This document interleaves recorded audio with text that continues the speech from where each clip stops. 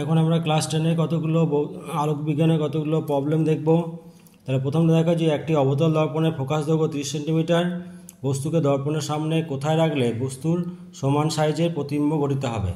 তাহলে তোমরা জানো যে অবতল দর্পণের ফোকাস দৈর্ঘ্য যদি 30 সেন্টিমিটার হয় তাহলে 2f দূরত্বে মানে 60 সেন্টিমিটার দূরত্বে তোমার সমান সাইজের প্রতিবিম্ব গঠিত হবে। তার মানে 2f দূরত্বকে যদি বস্তুকে রাখা হয়, তার মানে বক্রতার কেন্দ্রে যদি রাখা হয় তাহলে বস্তুর সমান আকারের সৎ এবং অবশিষ্ট প্রতিবিম্ব গঠিত হবে। তাহলে এটা মুখোমুখি করতে পারলাম। 2 নম্বর দেখো, একটি অভিসারী রশ্মিগুচ্ছ 10 সেন্টিমিটার ফোকাস দৈর্ঘ্য বিশিষ্ট উত্তল দর্পণের উপর আপতিত হলো। দর্পণ না থাকলে তাহলে রশ্মিগুচ্ছ অভিমুখে মিলিত হতো। দর্পণে মেরু পি হলে ওপির কোণ মানের জন্য সৎবিম্ব গঠিত হবে। তাহলে এটা হতে হবে ওপি লেস দ্যান 10 সেন্টিমিটার। তার মানে অভিসারী রশ্মিগুচ্ছকে এমন হতে হবে যে দর্পণ না থাকলে দর্পণের পিছনে যেন ফোকাস দূরত্ব চেয়ে কম দূরত্ব মিলিত হয়, তাহলেই এই অসৎ বস্তুবিন্দুর দর্পণ প্রতিবিম্ব সৎ প্রতিবিম্ব গঠিত হবে উত্তল দর্পণে। তার মানে এক্ষেত্রে কন্ডিশন হলো কি ওপি লেস দ্যান 10 সেন্টিমিটার, মানে ফোকাস দৈর্ঘ্যের চেয়ে কম হতে হবে। বেশ, তবে 3 নম্বর দেখো, এটা মুখোমুখি হবে যে এটা অবতল দর্পণের বক্রতা ব্যাসার্ধ 40 সেন্টিমিটার হলে ফোকাস দৈর্ঘ্য কত। তাহলে তোমরা জানো যে এফ সমান r/2, তাহলে 40 হলে r/2 ফোকাস দৈর্ঘ্য যাবে 20 সেন্টিমিটার। বেশ, 4 দেখো যে একটি অবতল দর্পণের ফোকাস দৈর্ঘ্য 20 সেন্টিমিটার, নিম্নলিখিত বস্তু দূরত্বের জন্য বিবর্ধনের মান কি হবে। 1 নম্বর দিয়েছে 15 সেন্টিমিটার, 2 25, 3 40। আচ্ছা, তাহলে এখানে এফ হচ্ছে কত না 20 সেন্টিমিটার, এফ হচ্ছে 20 সেন্টিমিটার। তাহলে প্রথম ক্ষেত্রে বস্তু দূরত্ব দেখো ইউ হচ্ছে 15 সেন্টিমিটার। তার মানে অবতল দর্পণে যদি কোনো বস্তুকে ফোকাস দূরত্বে কম দূরত্বে রাখা হয় তাহলে কি জানি আমরা কি হয় না অসৎ বিবর্ধিত সমশীর্ষ প্রতিবিম্ব গঠিত হবে, বিবর্ধিত প্রতিবিম্ব। তার মানে এক্ষেত্রে কী হবে এম গ্রেটার দ্যান 1 হবে। 2 নম্বরে দেখো ইউ হচ্ছে 25 সেন্টিমিটার, তাহলে এটা কি এফের চেয়ে বেশি কিন্তু 2f এর চেয়ে কম। তাহলে এফ আর 2f এর মধ্যে যদি বস্তু থাকে তাহলে প্রতিবিম্ব কোথায় হবে না, তাহলে এক্ষেত্রেও সৎ অবশিষ্ট এবং বিবর্ধিত প্রতিবিম্ব, তাহলে এক্ষেত্রে এম গ্রেটার 1 হবে। 3 নম্বরে বলেছে ইউ সমান 40, তার মানে 2f, তাহলে 2f দূরত্বে বস্তু রাখলে তোমরা জানো যে সৎ অবশিষ্ট এবং সমান আকারে প্রতিবিম্ব গঠিত হবে। সমান আকারে প্রতিবিম্ব তার মানে v/u বিবর্ধন হয়ে যাবে 1।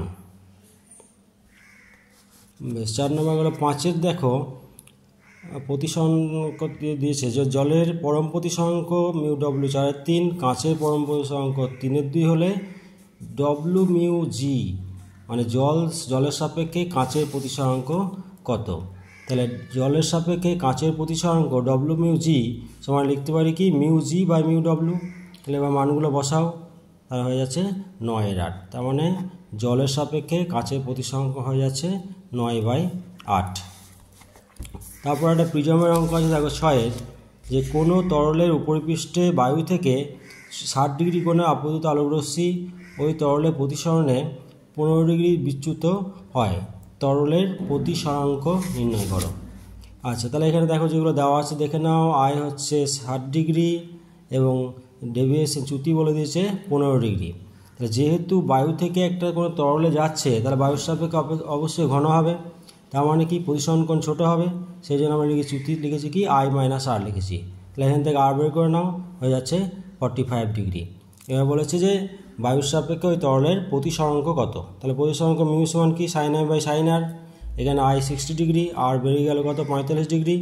মানগুলো বসানো হয়ে আছে √3/2। তারপর সাথে দেখো যে একটি সমবাহু প্রিজমের এক পৃষ্ঠে আপতন কোণ 38 ডিগ্রি, অপর পৃষ্ঠে প্রতিসরণ কোণ 57 ডিগ্রি হলে চ্যুতি কোণের মান কত। তাহলে এটা বলেছে সমবাহু, তাহলে চ্যুতি কোণের রাশিমালা কি তোমরা জানো I1 + I2 - a। এখানে I1 বলেছে কত 38 ডিগ্রি, অপর পৃষ্ঠে নির্গমন কোণ মানে I2 হচ্ছে 57 ডিগ্রি এবং এ হচ্ছে সমবাহু প্রিজম মানে 60 ডিগ্রি। তাহলে মানগুলো বসিয়ে দাও, ডেল্টা সমান I1 + I2 - a, তাহলে হয়ে যাচ্ছে 35 ডিগ্রি। 8 দেখো যে কোনো সমবাহু প্রিজমে প্রতিসরণের ফলে চ্যুতি কোণ হলো 44 ডিগ্রি, প্রিজমের মধ্য দিয়ে রশ্মির গতিপথ প্রিজমের ভূমির সমান্তরাল হলে প্রিজমের প্রথম পৃষ্ঠে আপতন কোণ কত। আচ্ছা, তাহলে ভূমির সমান্তরাল তার মানে ন্যূনতম চ্যুতির শর্ত, ন্যূনতম চ্যুতির শর্ত হচ্ছে কি I1 সমান I2 সমান I হবে, মানে I1 সমান I2 হবে। ন্যূনতম চ্যুতির ক্ষেত্রেই তোমার প্রিজমের ভিতর দিয়ে নিগত রশ্মি তোমার ভূমির সমান্তরাল হবে। তাহলে এখান থেকে সমবাহু প্রিজম এ 60 ডিগ্রি, ডেল্টা বলেছে কত 44 ডিগ্রি।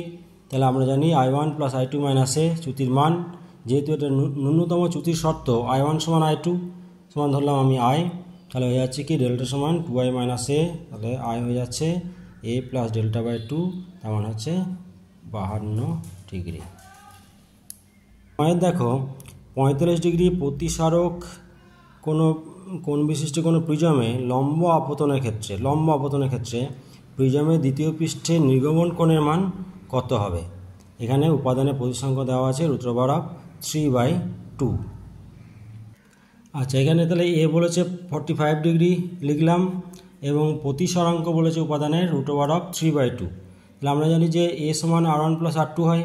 আচ্ছা, লম্ব আপতনের ক্ষেত্রে তোমার প্রথম পৃষ্ঠে আপতন কোণ তাহলে 0, প্রতিসরণ কোণও 0, সেই জন্য R1 0। তাহলে এক্ষেত্রে R2 মান হয়ে যাচ্ছে কত 45 ডিগ্রি।